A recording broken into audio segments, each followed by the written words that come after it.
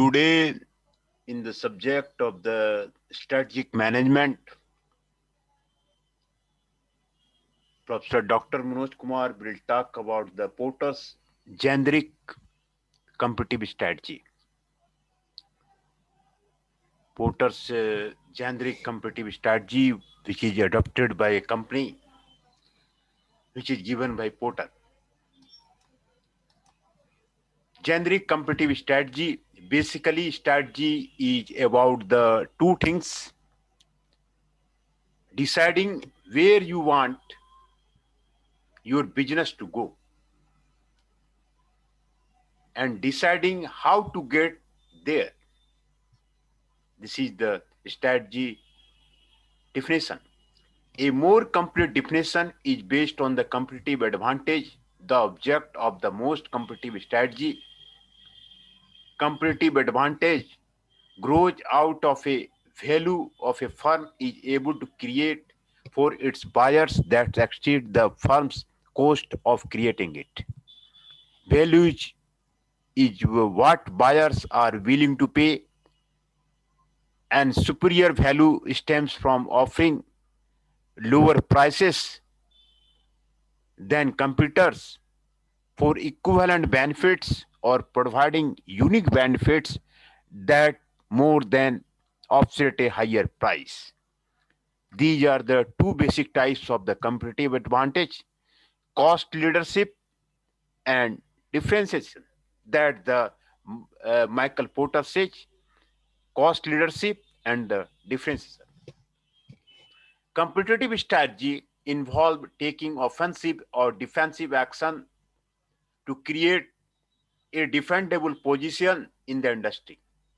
Generic strategy can help the organization to cope with the five competitive forces in the industry and do better than other organizations in the industry. Generic strategy include overall cost leadership, differentiation, and focus. Generally, firms pursue only one of the above generic strategy.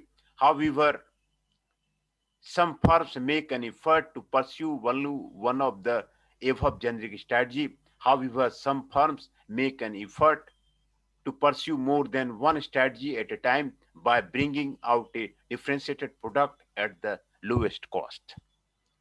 Though approaches like these are successful in the short term, they are hardly sustainable in the long term.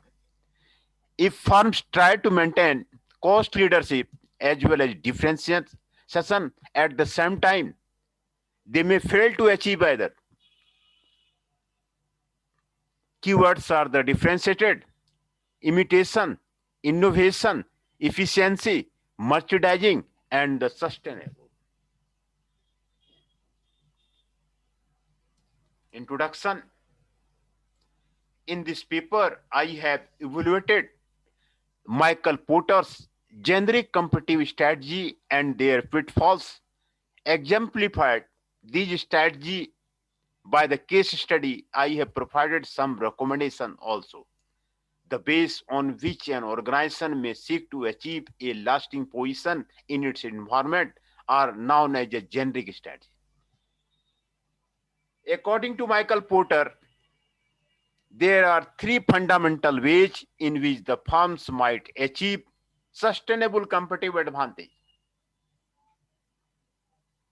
Three fundamental ways, and these are cost leadership strategy, differentiation strategy, and focus strategy. It is the context of the overall generic strategy which a firm may be pursuing that the strategic option may be usefully considered. Let us examine the implication of each of the three generic strategy. Cost leadership strategy. A firm which finds and exploits all sources of the cost advantage and aims at the becoming a lowest cost producer in the industry is said to pursue a sustainable cost leadership strategy. Differentiation strategy. A firm seeking to be unique in its industry along some dimension of its product or services that are widely valued by the customer is said to have adopted differentiation strategy. Focus strategy. When a firm seeks a narrow competitive scope, selects a segment or a group of the segment in the industry and tailors its strategy to serving them to the exclusion of the others, the strategy is termed as the focus strategy. The three ways, fundamental ways, have been discussed here. Porter's generic strategy. Michael Porter has described a category scheming consisting of the three general types of the strategy that are commonly used by the businesses to achieve and maintain a competitive advantage. These three generic strategies are defined along two dimensions: strategic scope and strategic strength. Strategic scope is demand side dimension. Porter was originally an engineer, then an economist before the specialized in strategy, and looks at the size and composition of the market you intend to target. Strategic strength is a supply side dimension and looks at the strength or the core competency of the firm. In particular, he identified two competencies that he felt were most important: product differentiation and the product cost efficiency. Empirical research on the profit impact of the marketing strategy indicated that firms with a high market share were often quite profitable, but so were many firms with low market share. The least profitable firms were those with the moderate market share. This was sometimes referred to as the hole in the middle problem. Porter's explanation of this is that firms with the higher market share were successful because they pursued a cost leadership strategy, and firms with the low market share were successful. They used market segmentation to focus on a small but a profitable market niche. Firms in the middle were profitable because they did not have a viable generic strategy. Combining multiple strategy is successful in only one case. Combining a market segment strategy with a product differentiation strategy in an effective way of matching your firm's product strategy, supply side, to the characteristics of your target market segmentation, demand side. But combination like cost leadership with the product differentiation are hard but not impossible to implement due to the potential for the conflict between the cost minimization and the additional cost of the value added differentiation. Since the time, some competitors have made a distinction between the cost leadership, that is the low cost strategy, and the best cost strategy. They claim that the low cost strategy is rarely able to provide a sustainable competitive advantage. In most cases, firms end up in the price war. Instead, they claim a best cost strategy is preferred. This involves providing the best value for a relatively low price. The figure below defines the choice of the generic strategy a firm can follow. A firm's relative position within industry is given by its choice of the competitive advantage, cost leadership versus the differentiation, and its choice of the competitive scope. Competitive scope distinguishes between the firms targeting broad industry segments and firms focusing a narrow segment. Generic strategy are useful because they characterize strategic position at the simplest and the broadest level. Porter maintains that the achieving competitive advantage requires a firm to make a choice about the type and scope of its competitive advantage. There are different risks inherent in each generic strategy, but being all things to all people is a sure recipe of the Mediocrity getting stuck in the middle. Here, the strategy have been given there: cost leadership and the differentiation strategy. It is commonly known as the segmentation strategy. Narrow market scope, broad market scope is there. Uniqueness competency is there. Low cost competency is there. Cost leadership strategy. The strategy emphasizes efficiency. By producing high volumes of the standardized product, the firm hopes to take advantage of economics of scale and experience curve effects. The product is often a basic, non frills product that is produced at a relatively low cost and made available to a very large customer base. Maintaining this strategy requires a continuous search of the cost reduction in all aspects of the business. The associated differentiation strategy is to obtain the most extensive distribution possible. Promotional strategy often involves trying to make a virtue out of the low cost product features. To be successful, the strategy usually requires a considerable market share advantage or preferentially access to the raw materials, components, lower, or the some other important input. Without one or more of these advantages, the strategy can easily be made by the computers. Successful implementation also benefits from the process engineering skills, products designed for the ease of the manufacture, sustained access to the inexpensive capital, close supervision of the labor, tight cost control, incentive based on the quantitative targets, always ensure that the costs are kept at the minimum possible level. Examples include low-cost airlines such as EasyJet and Southwest Airlines, and the supermarket such as Quickshare. Case study of the cost leadership strategy. Walmart's cost leadership strategy. Walmart's cost leadership strategy have been discussed here as a case study. For the financial year ending January 2013-2003, retailing giant Walmart reported revenue of the 244.5 million, making it the world's largest company. The company topped Fortune's list of the world's largest company for the second year in the succession. Considering the modest beginning of this company 4 decades ago, nobody, including the company official, expected Walmart to emerge such as a dominant player in the retailing industry. Walmart's success story is a classic example of a company which became successful by rigorously pursuing his core philosophy of the cost leadership right from the day it began operation in 1962.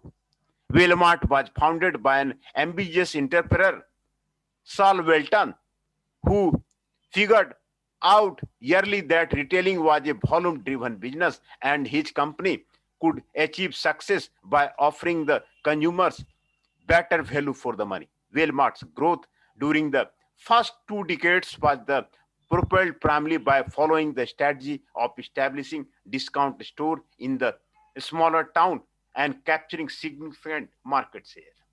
The company was able to foster its growth in the 1980s by making heavy investment in information technology to manage its supply chain and by expanding business in the bigger metropolitan city. In the late 90s, when Walmart felt that the discount store business was maturing, it ventured into the food retailing by introducing super centers. In the late 90s, Walmart launched exclusive grocery drug stores known as the neighborhood markets in the US for the various type of the Walmart stores. Through the Walmart had achieved huge success over the decades. The company drew severe criticism from the industry analysts for its strategy that aimed at killing competition. At the speed at which the Walmart was growing, analysts feared that the company would soon face an antitrust suit for its monopolistic practices. Christopher Hoyt, president of the Scandia, an Origina-based supermarket store, Hoyt and Company said the only thing that could stop Walmart is the government's get involved, just as did with the Microsoft. We have discussed the case study of the Walmart. Achieving the cost leadership, offering products at EDLP, especially during its early years when Walmart was not an established retail player, was quite difficult. The company aggressively followed a cost leadership strategy that involved developing economies of scale and making consistent effort to reduce the costs.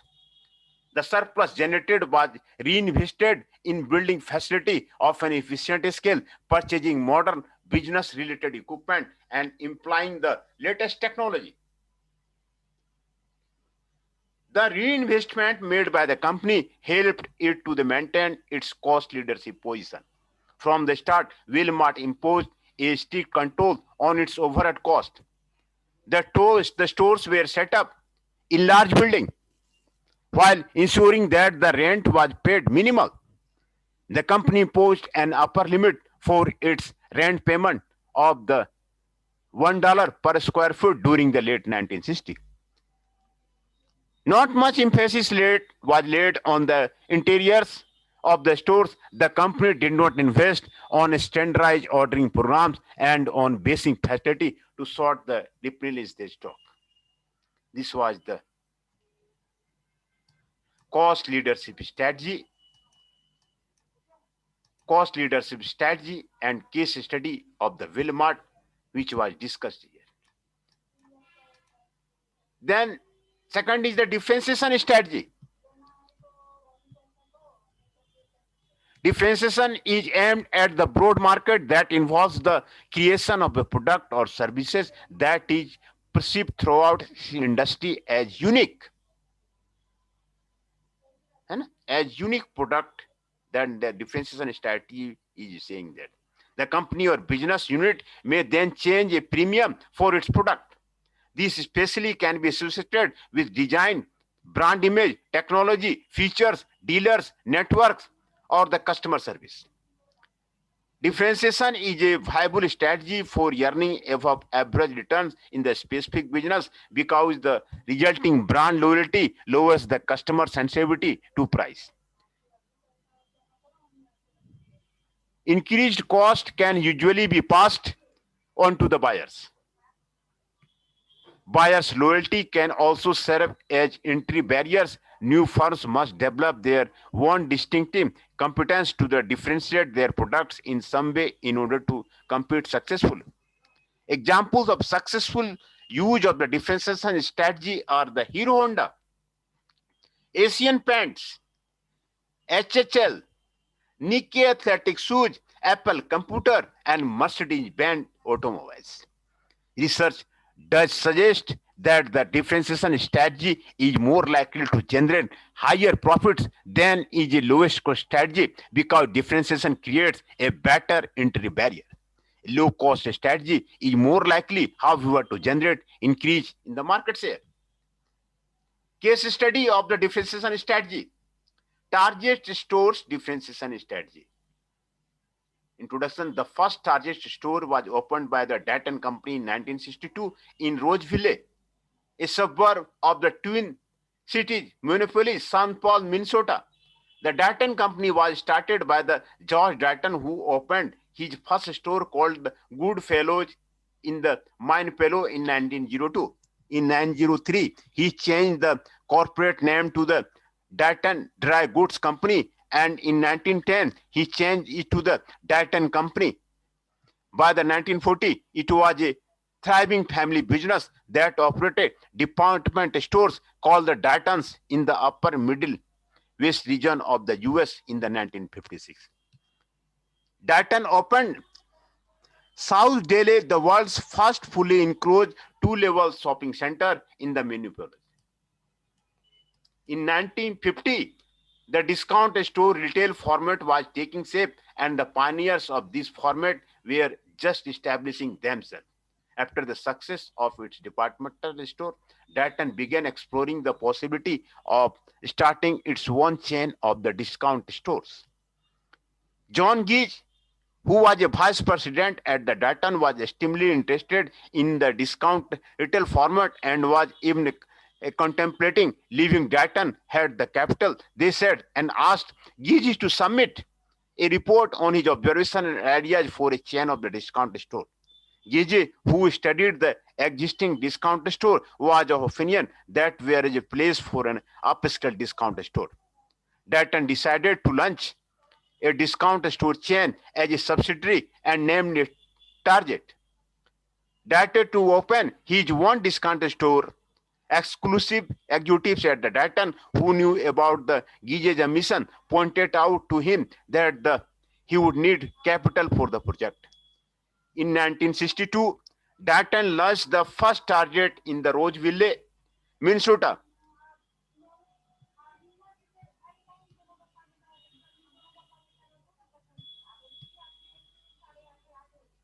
and 3 more in the Crystal St. Louis Park and Minster the same year. The first 4 stores made about the 11 million in sales but did not make any profits in the 1962. Slowly sales began increasing, and in 1965 sales were brought about the 39 million. In the same year, another Target was opened in the Minneapolis. In 1966, Target decided it was time to open a store outside the Minneapolis. It opened 2 stores in the Denver. In 1967, Target's parent company Dayton went public. The same year, 2 stores were opened in the Minnesota, bringing the total number of stores to the 9. And 1906, Target opened 2 stores in the St. Louis. A major change occurred at Dayton in 1969.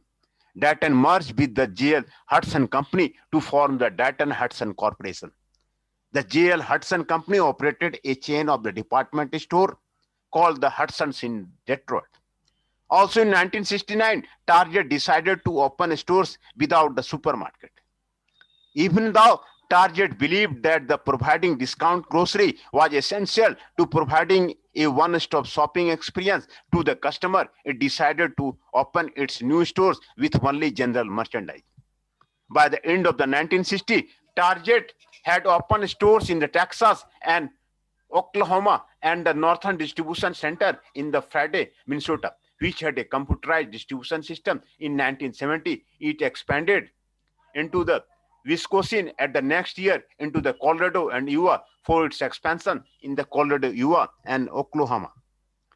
It acquired 16 Airlines stores and converted them into Target stores. In addition, it opened 6 new stores in these states. In 1972, Target started testing electronic point-to-sale terminals with the 2 Minnesota stores and the 4 stores in the Dallas the next year. However, in 1972, the operating income and profits of the Target store started declining. Target's top executive had limited experience in this discount retail business, and they found the rapid expansion of the 46 store by the 1973 difficult to manage. Differentiation strategy. From the very beginning, Dayton's strategy was to position Target as an upscale discount chain at which the prices would be just above the lower prices.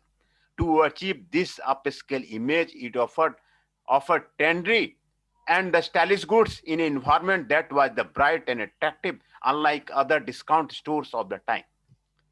To be able to offer the most up-to-date styles and trends to the customer, Target focused on the merchandise. Recognizing that just having the goods in the stores was not enough, Target also worked on conveying this image to the customer through its store layouts and display, and through marketing and promotions. It constantly used its famous bull's eye logo and tagline, expect more, pay less, in its marketing and promotion. According to an article in Advertising Age in 2003, its logo was recognized by the 96% of the Americans. Unlike other discounters, Target itself had become a brand because of its successful merchandising strategy, marketing, and advertising. Target's positioning as an upscale discount chain was reflective in its merchandising strategy as well. Target managers felt that they needed to be constantly in tune with that of the customer wanted and anticipate trends and demands. Warren Feldberg, Target's executive vice president of the merchandising, tried looking at the world as our shopping basket and finding ways to bring that basket to the average customer. Target developed an image and displayed products that matched its customer lifestyles and created enhanced merchandising display. It offered a mix of the private labels and national brands in creative and innovative layouts and display. In the early 1990s, Target and several private labels with the merchandising at all price points. Favorites was its opening price point label offering basic and honors level was priced just above that. The level so stanza was a better quality, more European look for the younger customer and was all predominantly ladies ready-to-wear lines. Target also had to Prospect, which was an active wear level. Its grand level was positioned at the outer level. And last was the focus strategy. Porter says about the focus strategy. In this strategy, the firm concentrated on a select few target market. It is also called a focus strategy or the Nikkei strategy. It is hoped that by focusing your marketing efforts on one or two narrow market segments and tailoring your marketing mix to these specialized markets, you can better meet the needs of that target market. The firm typically looks to gain a competitive advantage through the effectiveness rather than efficiency. It is the most suitable for the relatively small firms but can be used by any company. As a focus strategy, it may be used to select targets that are less vulnerable to the substitutes or where a competition is weakest to earn above return on the investment. The focus strategy had the two variants. In cost focus, a firm seeks a cost advantage in its target segment. Differences focus, a firm seeks differentiation in its target segment. Both variants of the focus strategy rest on the differences between a focuser's target segment and other segments in the industry. The target segment must either have buyers with the unusual needs or else the production and the delivery system that best serves the target segment must differ from that of the other industry segment.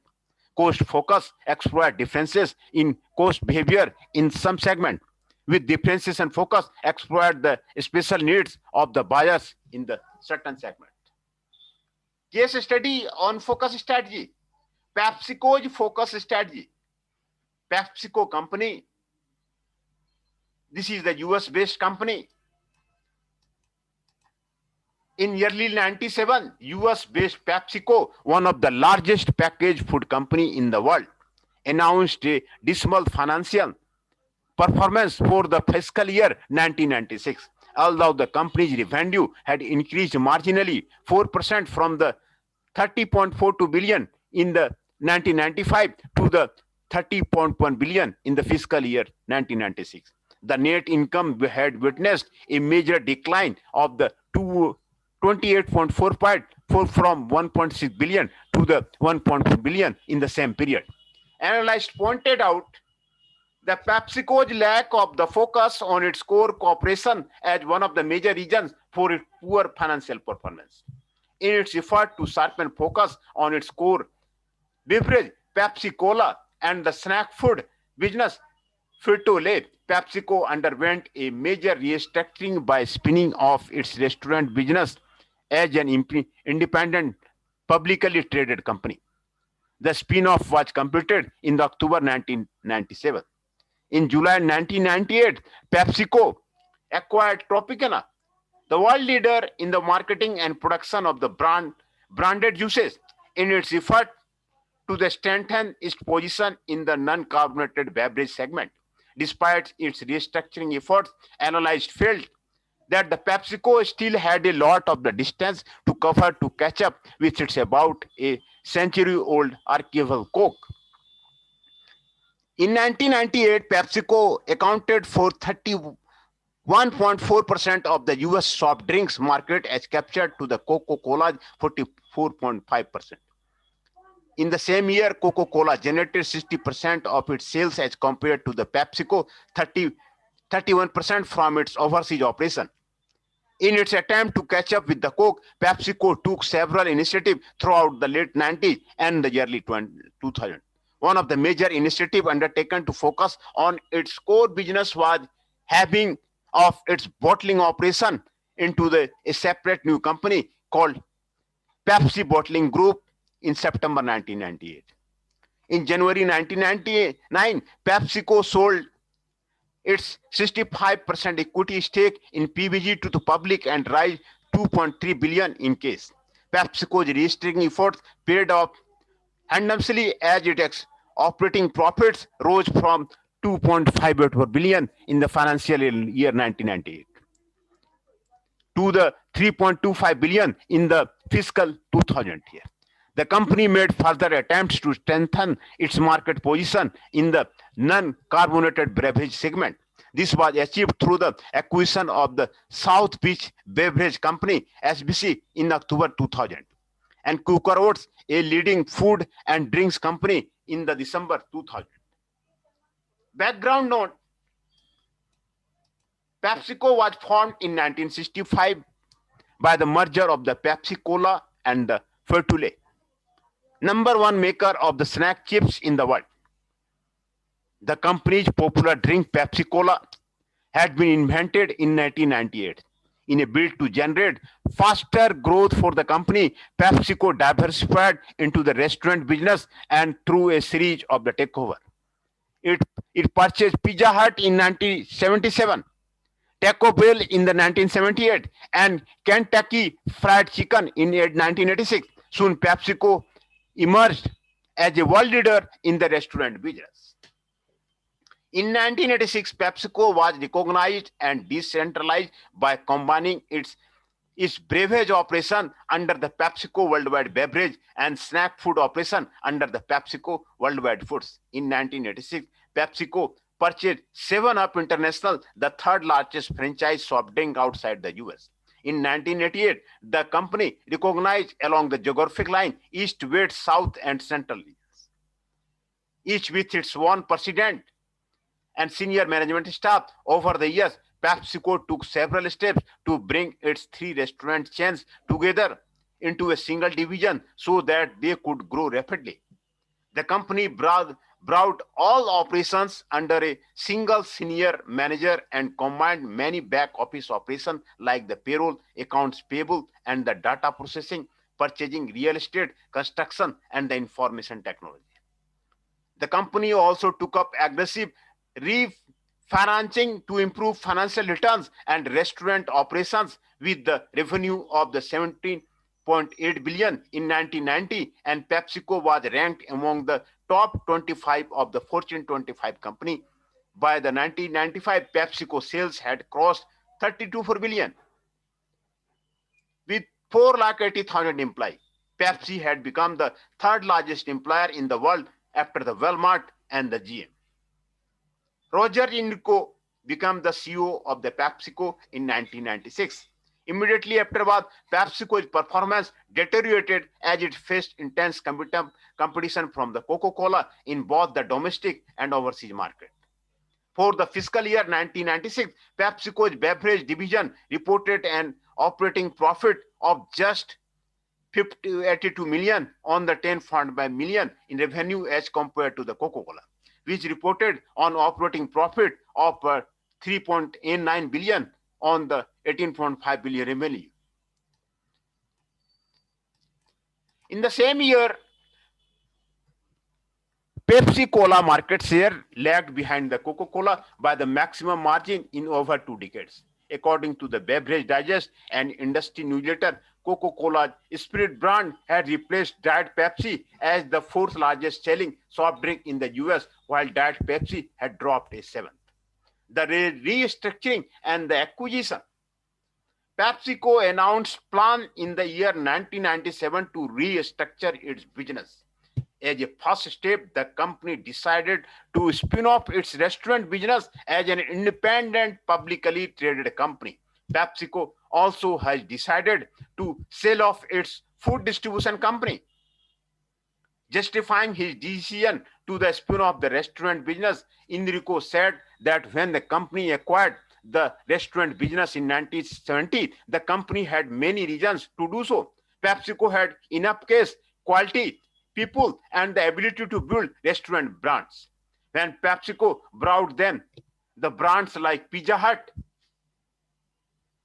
and Taco Bell were very businesses, the company allocated its resources to them and soon became the leader in the restaurant business. According to the executive of the PepsiCo, the restaurant business and the sufficient cash and quality personnel working for it. However, the restaurant culture and process did not align with the PepsiCo's organization culture. Another reason for the spin-off was the management's effort to make PepsiCo a focused packaged foods company to compete with its arch-rival Coca-Cola. The spin-off.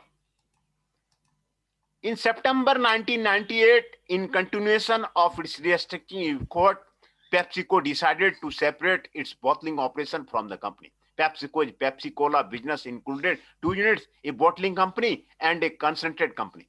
The bottling operation, which were called PepsiCo Bottling Group, after the spin-off, consisted of certain North American, Canadian, Russian, and other selected overseas bottling operations. With sale of more than 7 billion, PBG was the world's largest Pepsi Cola bottler, announcing for more than half of the Pepsi Cola's North American volume. The concentrate company focused on the product innovation and the marketing PepsiCo's brand. It manufactured and sold beverage concentrate syrup to the PFG and other PepsiCo Cola bottles. The company also supported PFG and other bottlers in advertising, marketing, sales, and the promotion programs. Analysts felt that the PepsiCo's decision to spin off its bottling operation would help the companies compete more effectively in the beverage business and serve its retail customer better. PepsiCo was also expected to improve the margins on its beverage operation, as bottling operations were less profitable than the supplying of the beverage concentrate. Aftermath, through the spin-off of a restaurant business and the bottling operation, PepsiCo aimed to bring consistency in the financial performance and improve market performance. In the fiscal 1998, PepsiCo's revenue volume grew by the 7% worldwide, with a growth of the 10% in the North America. This growth was attributed to the strong sales of the Pepsi One, Mountain Dew, brand Pepsi, Aquafina, and Lipton Brisk. The volume growth of the Frito-Lay was the 5% in the same year, although the restructuring resulted in the lower sales for the first year. It led to the higher profits. The margins and return on investment were also high. After the spinning of the bottling business, PepsiCo's return on equity increased from the 17% in the fiscal 1996 to the 13% in the fiscal 1998. According to the executive of the company had extended its financial and wanted to concentrate on the innovation and productivity improvement. PepsiCo seemed to have strengthened its position in the cola wars in the late 90s, and in 1998, the company witnessed soft drink volume gains of the 6%, which was the biggest gain since the fiscal 1994.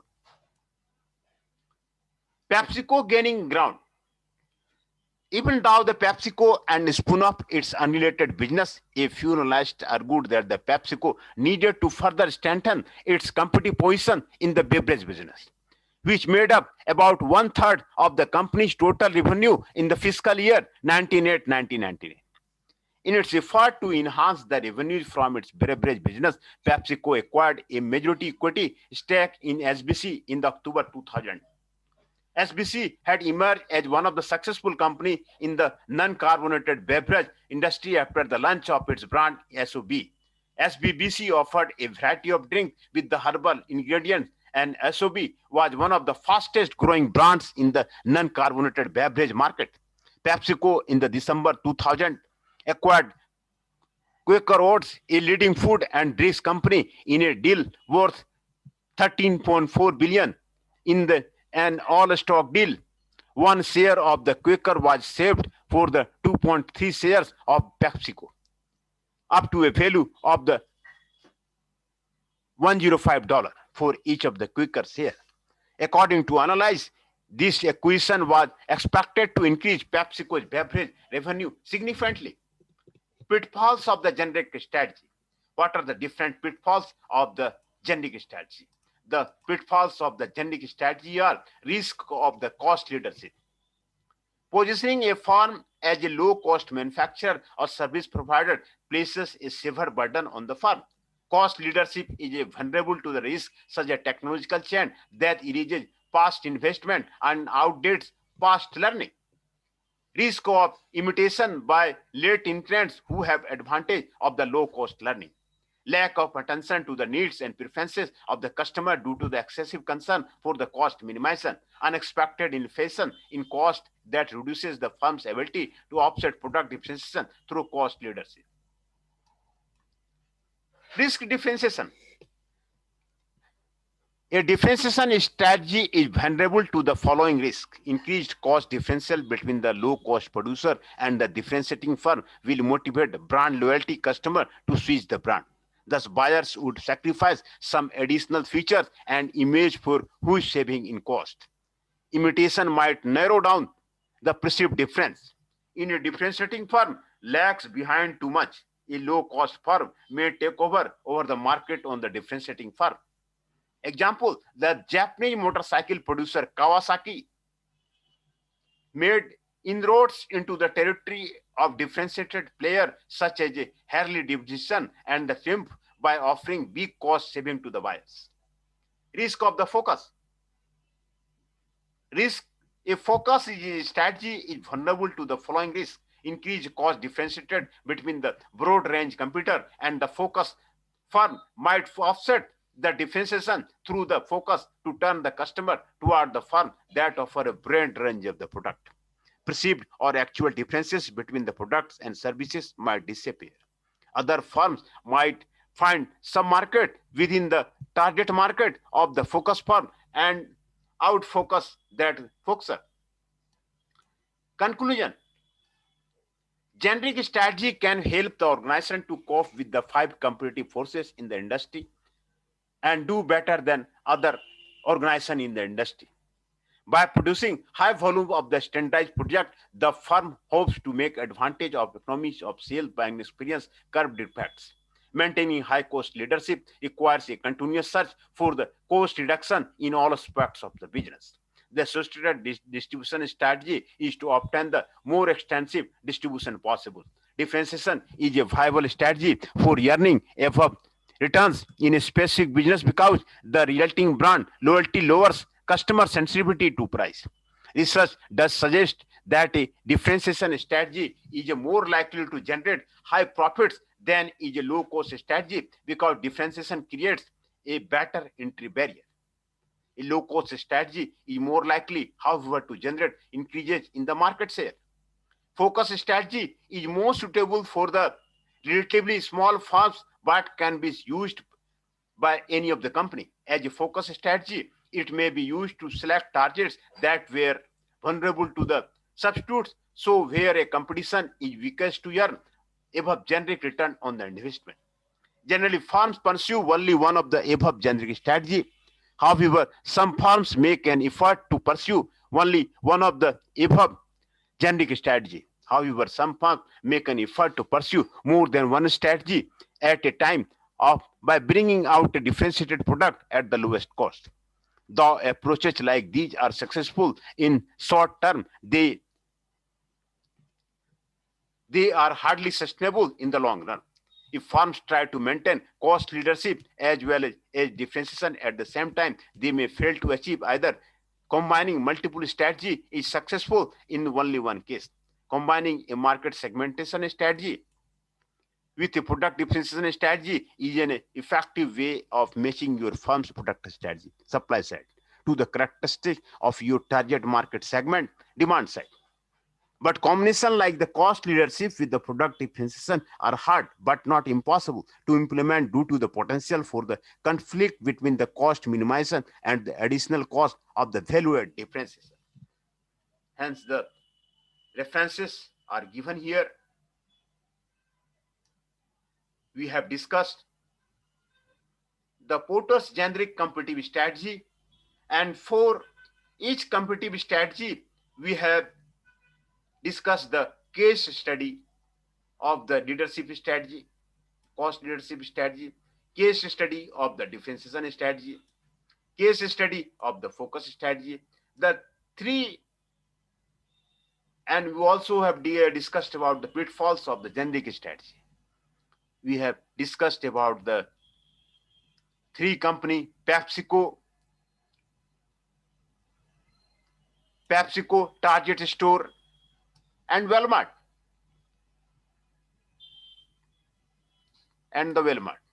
These are the Porter's generic competitive strategy, which we have studied and discussed. Now,